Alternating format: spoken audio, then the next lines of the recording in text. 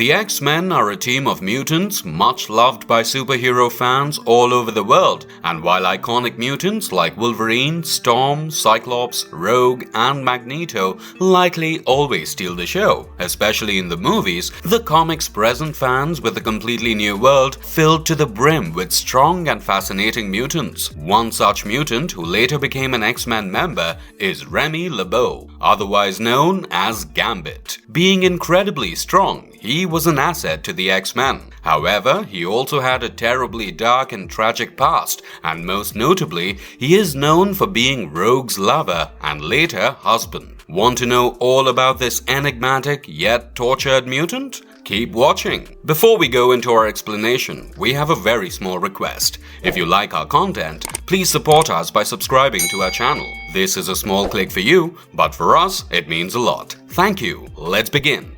How Remy LeBeau, an abandoned child, became Gambit. Remy's birth took place under mysterious circumstances that many have said tie back to the sinister Operation Black Womb. Operation Black Womb started off with mutant Amanda Mueller, who was immortal and aged extremely slowly. She teamed up with Mr. Sinister to start a eugenics project, which is said to have led to the creation of baby Gambit. The mutant infant, who would grow up to become thief and mutant extraordinaire Remy LeBeau, was abducted from his hospital ward by members of the New Orleans Thieves Guild, who referred to him as Le Diable Blanc, the White Devil, because of his fiery red eyes. They thought he was the child who would reconcile the rival guilds of New Orleans according to an old guild prophecy. Jean-Luc LeBeau made arrangements for Remy to grow up under the guardianship of a group of street robbers known as Fagin's Mob, since he abhorred the idea of the youngster being in antiquary's care. Thus, Remy was soon given to the group of street thieves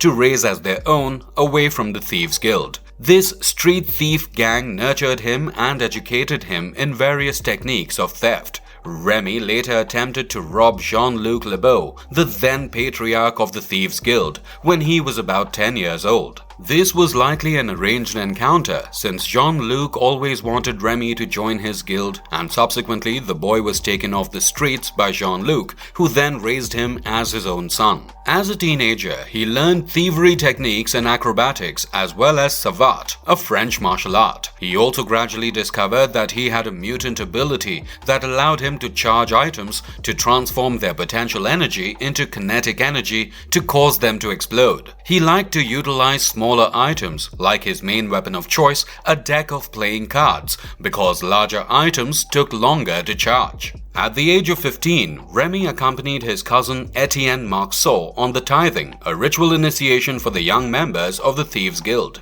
However, he had no idea that this journey would end up being one of the key turning points in his life. They were instructed to steal from Kandra, an immortal mutant, but when a fight broke out between them, the two boys were overpowered by the mutant. Then she gave the two boys to the Pig, a mutant criminal and child slave trader who intended to use them as boy soldiers for Hydra. The Pig held them captive and transferred them to Hydra's facility in the cold north. However, the two managed to go ahead with a carefully planned escape attempt. But when Pig caught up with the boys after Remy broke out of his holding pen, Remy grabbed a playing card from the pack that his cousin had stolen from the facility, charged it and tossed it in Pig's face, blowing up his face and stalling him. This use of cards became his new signature move from then onwards. They both plunged off a cliff and into the water in an effort to get away. Sadly, the guild saved Remy, but Etienne perished in the water. After this, Remy came back and the Thieves Guild and the Assassins Guild were at war at the time. It turns out that young Remy was supposed to be the one to bring them together through an arranged marriage to Belladonna, the granddaughter of the leader of the Assassins Guild,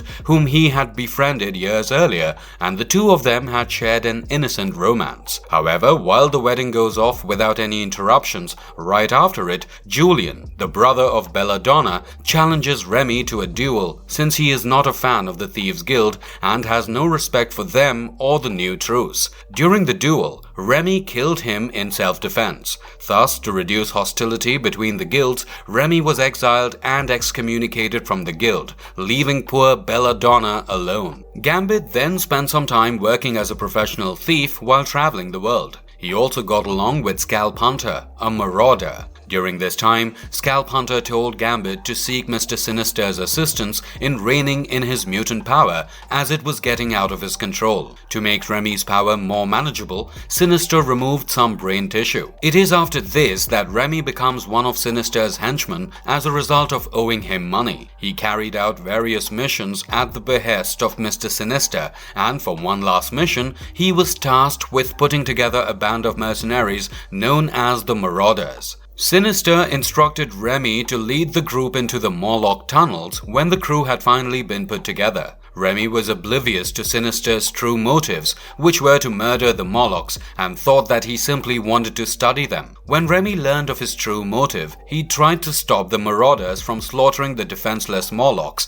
but Sabretooth severely wounded him and left him for dead. Remy's only option was to save Marrow, a young Morlock girl who would eventually grow up to become an X-Man. After this incident, ridden with guilt, Remy continued with his solo life. Remy eventually came across Storm, who was a member of the mutant team known as the X-Men. Storm had been changed into a child with amnesia who had taken to stealing as a means of surviving. They teamed up when Remy assisted her in escaping the Shadow King, a nefarious psychic creature. When Storm was later restored to her full adult condition and Professor Charles Xavier, the originator of the X-Men, arrived from a period of space travel, they sponsored Remy's enlistment in the X-Men. And folks, this is the story of how Gambit became an X-Man. His first major comic book appearance explored. Gambit's first significant role was in the Uncanny X-Men number 266, which was published in August 1990, following a brief cameo in the Uncanny X-Men Annual number 14 in July 1990. There is some disagreement among collectors regarding which issue is the real first appearance, because the narrative in the Annual is chronologically placed after the narrative in issue number 266. Before switching to the X-Men Legacy book for a while, Gambit joined the X-Men and appeared in nearly every issue up until the Uncanny X-Men number 281. Gambit then joined Storm in issue number 5 and remained with her for the duration of the series when Storm organized a breakaway squad to search for Destiny's journals in the pages of Extreme X-Men. The plot of the Uncanny X-Men number 266 follows Aurora Monroe, better known as Storm, as she gets embroiled with the dark and evil Shadow King. Aurora jumps straight into the Shadow King's trap when she tries to take back some paintings that have been stolen. She cries out in pain as his hounds attack her, and after accidentally injuring the king with her erratic weather powers, she crashes into a pool where she is saved by a charming young thief named Gambit,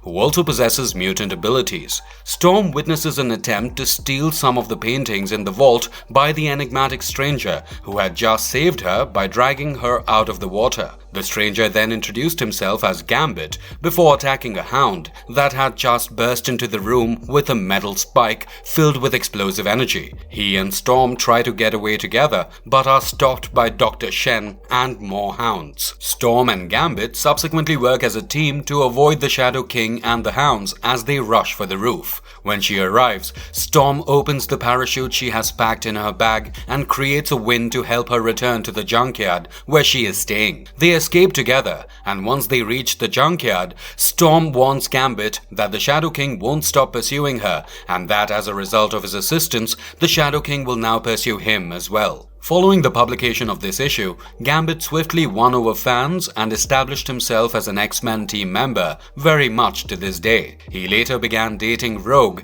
and starred in 2 limited series as well as a remarkably successful and lengthy regular series in the late 1990s. Already a thief in this issue, that particular personality quirk would inspire the development of 2 entire guilds of characters, the Thieves Guild and the Assassins Guild, as well as a rich mythology within them. These guilds would later serve as the setting for several Gambit-focused tales and the introduction of a few new members to the X-Men Rogues Gallery. As a clue to his future past and the cornerstone of the Storm and Gambit connection, which drives much of Gambit's early characterization, Gambit claims that he is aiding Storm because thieves stay together. It is obvious from this issue that Claremont had great plans for the character, which have definitely been materialized. This is hardly a case of sneaking a new character into a current plot, because Gambit is the focus of the whole issue, which features him prominently on the cover. Thanks to a brief digression involving Nanny and Orphan Maker,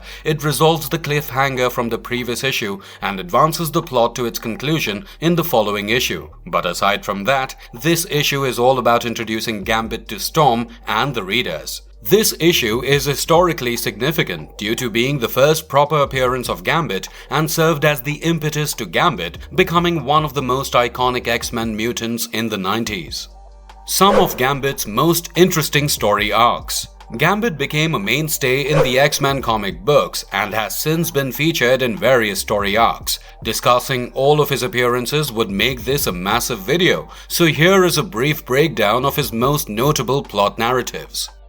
As an X-Man. Once Gambit became an X-Man, his teammate Storm was abducted by Genoshan magistrates not long after he joined. In their fight to liberate their friends, the X-Men and other X-teams received assistance from Gambit. Wolverine had misgivings about his new Cajun teammate, which sparked a fight in the Danger Room that Gambit won after using a fake Lady Deathstrike to divert Wolverine's attention. Leela Shene later sent the X-Men to the Shi'ar Galaxy, where they assisted the Starjammers in fighting the Imperial Guard and the War Skrulls. They were then confronted by the Shadow King once they got back to Earth. The psionic antagonist forced the X-teams to engage in combat with one another. This was when he first met Rogue, and the two of them flirted while also getting into a small argument that concluded with them kissing and making out. Additionally, Wolverine and Gambit had their rematch here, with Wolverine emerging victorious. Gambit began to make out with Rogue during this time, and the two went on dates. Later, the X-Men would battle Magneto and his acolytes, as well as a number of other dangers like Mojo and the Hand. Back to New Orleans, Julian's Revenge. This story arc is well known because it depicts the return of Julian, Bella's brother, the one that had challenged Gambit to a duel on his wedding day and had apparently died. Hence, this plot reignites an old rivalry. The time of the tithing is drawing near in Gambit's debut mini-series, and thieves and assassins must participate as they have for centuries. When Henry enters Xavier's mansion to persuade Remy to attend the ceremony, assassin Bowman shoot and murder him. Enraged, Gambit pursues them until they arrive at what appears to be a trap in plain sight. But he didn't anticipate Julian to be alive and present. He had blood on his mind and intended to destroy the Thieves Guild in order to obtain the life-giving elixir that Kandra would provide to them. After beating Julian, Gambit tells Remy that Belladonna, his ex-wife, is still alive, but not for much longer. Belladonna is found to be dying when Gambit returns to New Orleans.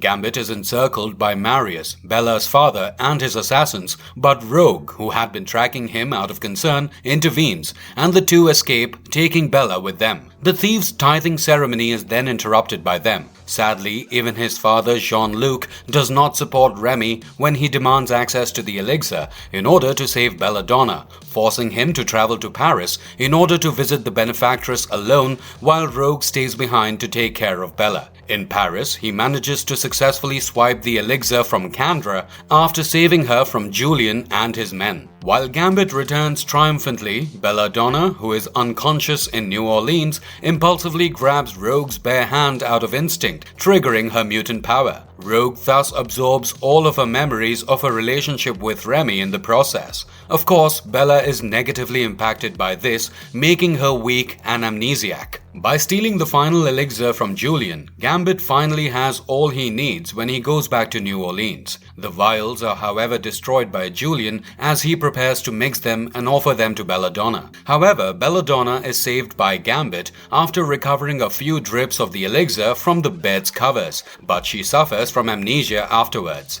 Gambit wants to join Rogue in celebrating the completion of his quest, but she is overcome by the memories she absorbed and thus leaves him high and dry. Remy tells the amnesiac Belladonna that he is just a friend and goes on his way as well. He also notably develops into an urban legend in New Orleans.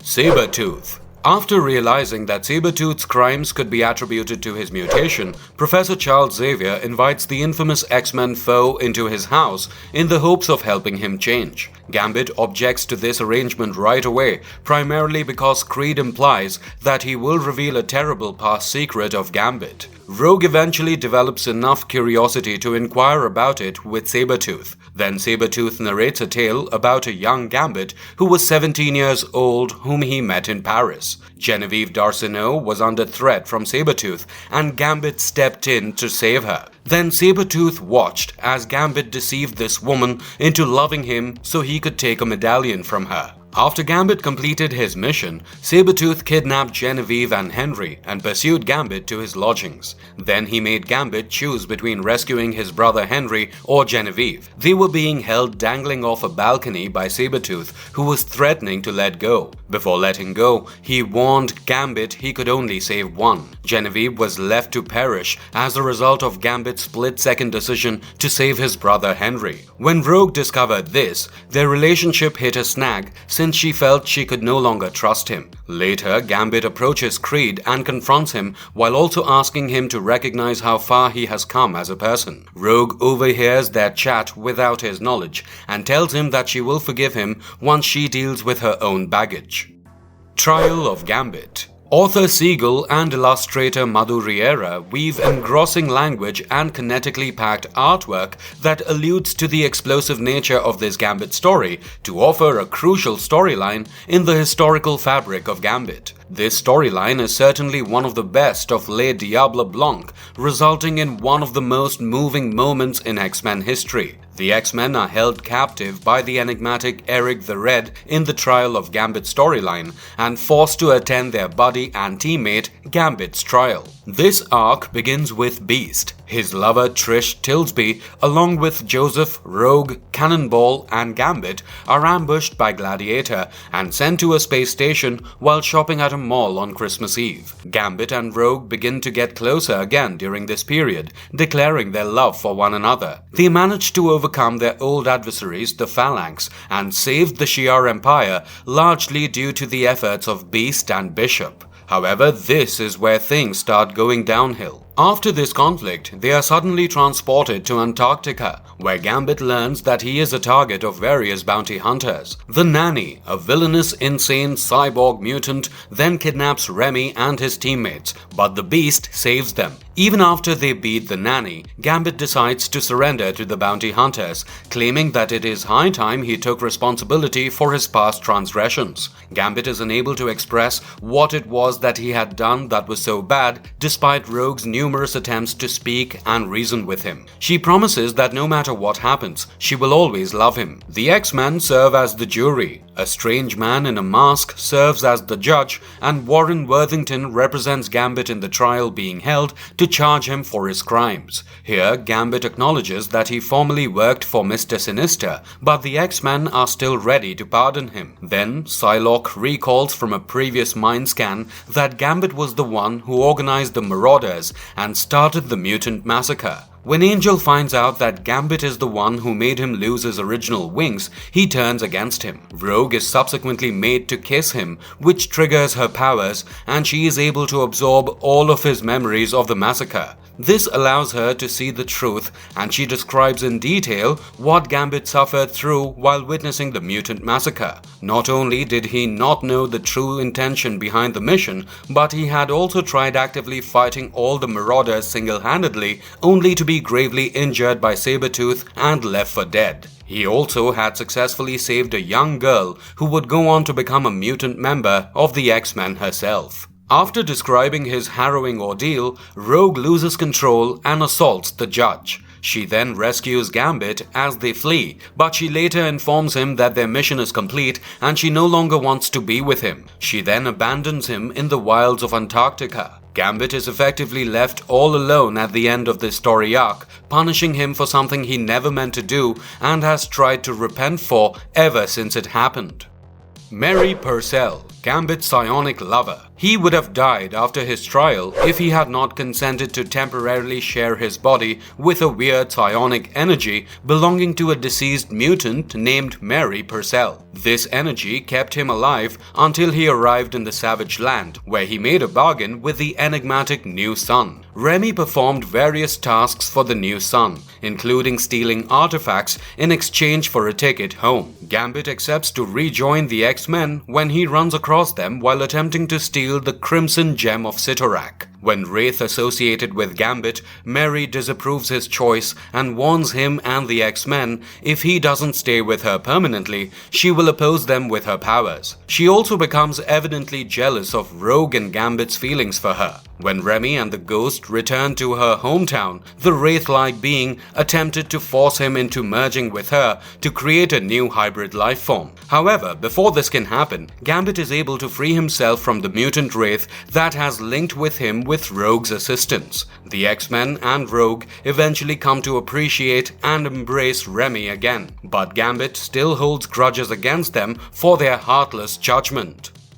Extreme X-Men. Sebastian Shaw accused Gambit of killing Australian crime boss Viceroy. Gambit was successful in clearing his name thanks to former Triad member Red Lotus, Rogue, and her Extreme X-Men. An extraterrestrial species led by the interdimensional warlord Khan then attempted to attack Earth. They exploited Gambit as a power source to launch a gateway that allowed their entire fleet to reach Earth. Khan sought to put together the Madripoor set, a collection of 7 gemstones. Vargas decided to seize this opportunity to kill Rogue and Gambit, but as he went to kill Gambit, he accidentally impaled both of them with his broadsword. Both Remy and Rogue discovered they had lost their powers and made the decision to leave the X-Men and lead regular lives. It didn't last long though, as the two were dragged back into the X-Men universe to face off against Elias Bogan. The mutant sage subsequently sparked Remy's abilities, making him a functioning mutant once again. However, because he regained his powers suddenly, Gambit was unable to handle it and unintentionally became blinded by one of his own cards. When Gambit started yelling at Rogue, she started to pull away from him emotionally and physically. He developed the ability to read playing cards like tarot cards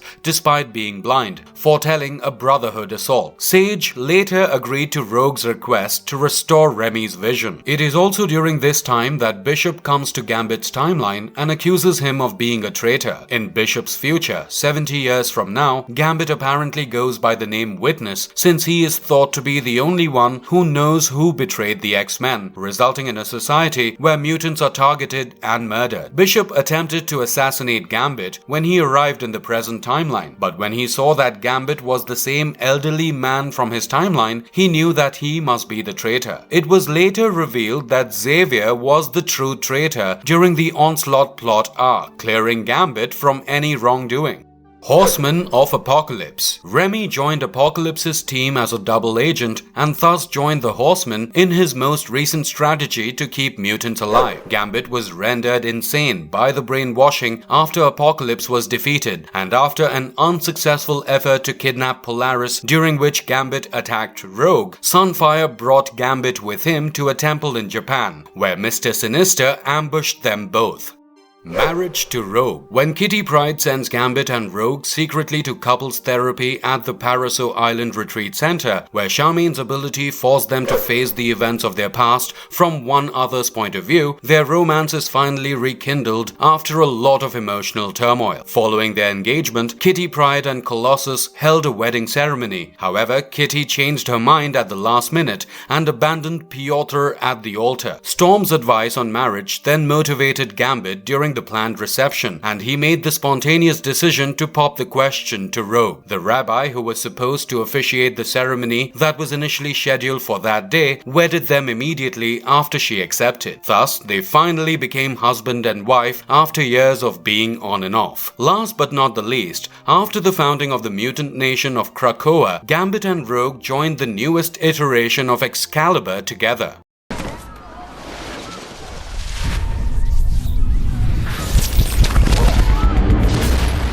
Gambit in X-Men Origins Wolverine. Gambit played a significant role in helping Wolverine in this 2009 movie. He was the mutant who led Wolverine to Stryker's facility on the island, since he was the only known mutant to ever have escaped from there. Gambit was depicted as a Cajun thief with the power to turn whatever object he touches into a bomb by converting its inherent potential energy to kinetic energy, causing it to explode. The magnitude of the ensuing explosion depended on the size of the object. He was extremely dexterous with a staff due to his knowledge of Bojutsu, and he was also incredibly nimble. He demonstrated extraordinary resilience because of the nature of his abilities, even taking Wolverine's elbow to the face and immediately getting back to fighting. He was played by actor Taylor Kitsch, who was extremely excited to play such a celebrated X-Men comic character and did a fantastic job of portraying Gambit as authentically as possible. No, Gambit, we cannot endanger human life.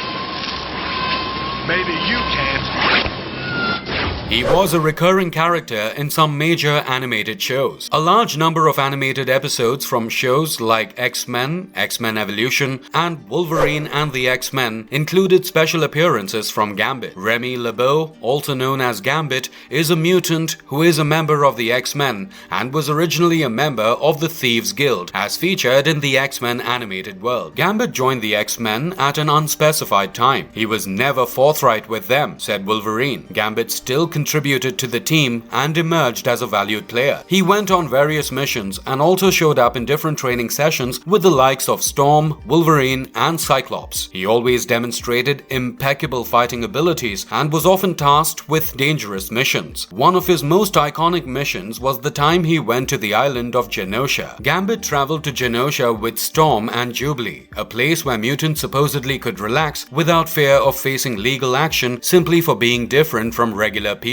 Before being kidnapped from his new home and forced to work as a slave alongside Jubilee, Storm, and some other mutants, Gambit had actually developed a soft spot for the island. In the end, he was able to leave the island and began searching for a means of removing the slave shock collar from both himself and the others. He came across Cable, who provided him with a tool that would allow them to dismantle the collars. After freeing himself, he utilized the gadget to free all of the mutants on the island when he got back. This showed that Gambit was always intrinsically on the side of good and had a strong moral compass. There have also been multiple instances across animated shows that have shown a flirty and loving relationship between Rogue and Gambit, as has been shown extensively in the comics. However, in the animated depictions, they don't get much of a happy ending, since Morph, posing as Rogue, manages to dupe Gambit into believing that Rogue was purposely not letting Gambit touch her, and thus Gambit went and kissed the real Rogue. This ended with him being knocked out and with Rogue waking up with his signature explosive power. Further, notably, Gambit joined Cyclops, Wolverine, Jean, and Storm in the battle against the Horsemen of Apocalypse. By hurling an explosive card at a column that was about to fall on Wolverine, he managed to save the mutant. In order to combat Apocalypse and his Horsemen, Gambit joined the other four and later teamed up with Rogue. Gambit and the other X-Men prepared to battle Apocalypse before he escaped after Archangel had killed all the other riders. Another major animated storyline was when Bishop, a time traveler, charged Gambit with betraying the X-Men by murdering Senator Robert Kelly. Bishop opened fire on Gambit when he arrived, and the other X-Men eventually stopped him. Gambit then became immensely upset with his team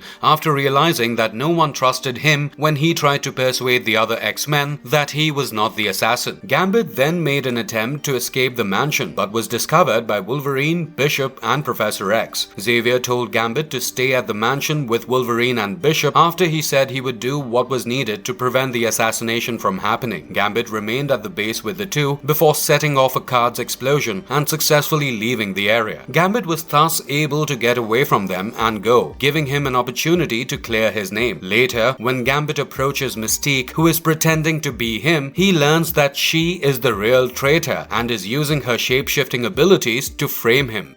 Exploring the incredible powers of Gambit. Gambit is a mutant with the capacity to charge inanimate objects with very powerful explosions by transforming the potential energy they contain into pure light kinetic energy. He loves to charge smaller items since they take considerably less time to charge and are simpler for him to toss, like his always present playing card. The size of the object and the length of the time needed to charge it are the only true constraints on this talent. Direct skin contact is the primary method of charging. His explosions have different powers depending on the bulk of the thing he is charging. For instance, a charged playing card has the explosive power of a grenade. Instead of transforming an object's potential energy, Gambit may also utilize his mutant talents to accelerate the object's kinetic energy. For instance, he can charge his bow staff with enough kinetic energy and strength to demolish a house. Also, interestingly, he is a master at playing poker and keeping a poker face, always beating the X-Men in the game. Because his body constantly produces biokinetic energy and is thus perfectly designed for constant motion, Gambit's ability to harness kinetic energy also grants him incredible superhuman physical attributes like strength, reflexes, speed and agility, reactions, flexibility, dexterity, coordination, balance and endurance. He has made use of this extra edge to create a distinctive acrobatic fighting technique. His body is always charged with potential energy, which allows him to accumulate charges of static electricity and protects his mind from even the most capable telepaths, including Charles Xavier, Jean Grey, and Emma Frost. Additionally, the shield makes touch-based powers unstable. Gambit also possesses an extraordinarily potent and compelling hypnotic charm that enables him to subtly affect sentient beings, convincing them to accept his ideas and believe what he says. Gambit might enchant the Shadow King if given the chance, since this charm is so potent and strong. However, those who are aware of the hypnotic charm are immune from its effects. Gambit often employs an extended metal staff and an outfit of highly articulated light body armor when engaged in battle. He has had substantial training in martial arts, including Savate and Bujutsu, a staff-based technique. He uses acrobatics and street fighting methods to be a good hand-to-hand fighter. Gambit tosses his charged playing cards at opponents with exceptional accuracy since he is an expert card thrower. He is also a master of all forms of theft, thanks to the fact that the patriarch of the Thieves Guild adopted him. To combat New Sun, Gambit was briefly given access to the entire range of his mutant talents. Gambit can manipulate the potency of his biokinetic energy to burn, cause molecular discomfort, incinerate, timed detonations, fire energy blasts, heal wounds, defy gravity, charge objects within his line of sight without making physical contact, manipulate the flow of time and space, and effectively exist as an emanation. Under such circumstances, he possesses sufficient ability to prevent other entity from moving or from stopping if already moving. By adjusting the kinetic energy that is already there, he has been able to produce or imitate a variety of energies, including infrared and microwave waves, heat by increasing molecule agitation, and cold by decreasing it. By changing himself into living energy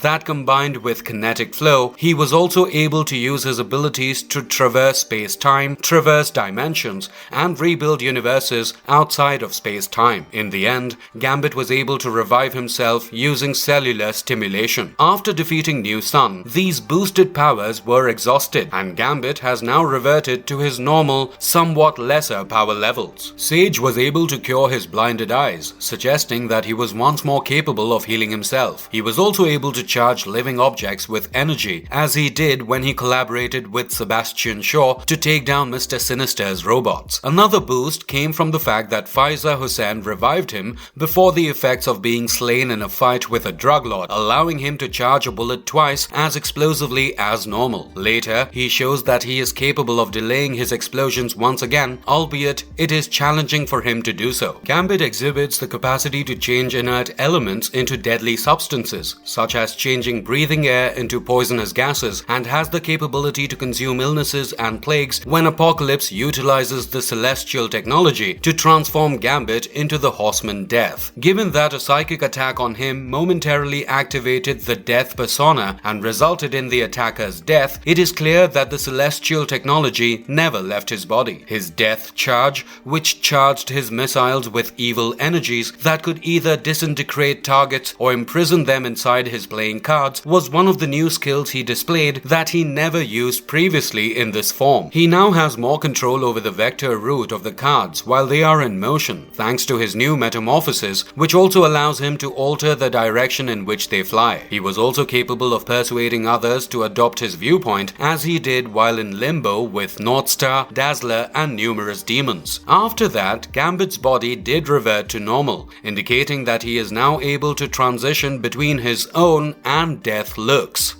The cancelled Gambit project that many don't know about. As of at least May 2014, a Gambit spin-off had been in the works, and Channing Tatum had been cast as the main character. Together with Reed Carolin, his longtime producing partner, Tatum wrote the project script. It was for him a labor of love. The film was intended to be a racy solo film in the style of the Deadpool films. Tatum claims that he believed the Gambit he created was the coolest person, capable of accomplishing anything. Tatum's involvement with the project dates back to 2014, when he was slated to play Gambit in the potential standalone film. He was scheduled to make his screen debut in X-Men Apocalypse as Gambit, but unfortunately that didn't end up occurring. The film experienced early production problems and development hell, changing directors many times, including Rupert Wyatt, Doug Liman, and Gore Verbinski. The movie was ultimately shelved in May 2019 after Disney's acquisition of Fox caused a number of X-Men productions to fall behind schedule. Channing had been very vocal about how much he loved Gambit while the movie was being developed. He had commended Gambit's persona and commented on his sense of style, adding that while most superhero costumes are functional, Gambit lives by his own rules and wears whatever he chooses. He just loves fashion and wears the coolest clothing all the time just because he can. In fact, the cancellation of Gambit felt like an emotional blow to Tatum, who had been enthusiastically gearing up for the role. In a previous interview, Channing Tatum admitted that he was traumatized when his X-Men Gambit movie was shelved and that he still struggles with the pain and sadness caused by that decision. The actor claimed in a recent interview with Variety that he no longer watches Marvel films because he misses the character and the whole Marvel universe just makes him too sad for words. He was so prepared to play Gambit that losing the role seemed like losing a friend to him. However, Tatum hasn't ruled out the possibility of reprising the role in the future, stating that he would love to play Gambit if given the opportunity. Considering that Gambit is such a popular X-Men character, it seems only right that he gets more screen time. Fans love him, and he has a rich and complex backstory that would make him perfect for adaptation onto the big screen. What do you think about Gambit? Do you think he deserves a standalone Origins movie? Tell us in the comment section below. And if you liked our content, don't forget to leave a like and subscribe to us if you haven't already. Have a good one and be safe. Thanks everyone.